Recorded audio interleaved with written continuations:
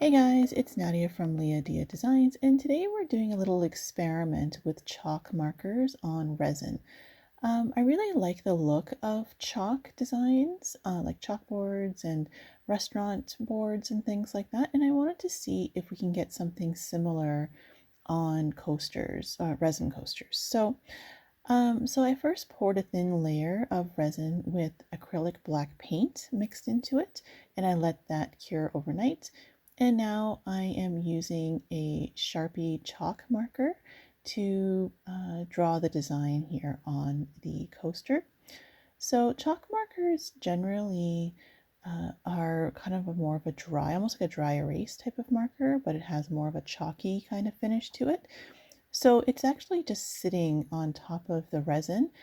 Once it's dry, I can actually take my finger and wipe it off. So I'm not quite sure if this is going to work in terms of when I pour the next layer of resin on it. So that's really the part of the experiment that I'm trying out here.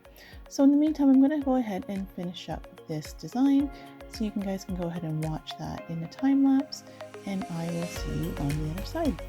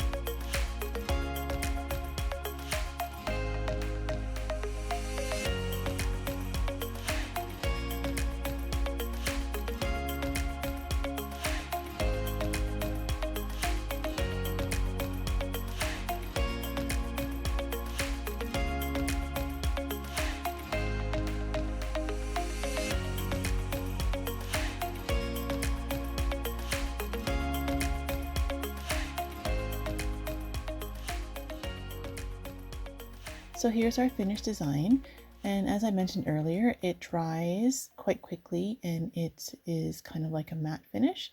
So we're going to go ahead and pour our clear layer of resin over top. We'll give it some heat to get rid of the bubbles, and we'll let that set overnight, and we'll see if it works in the morning.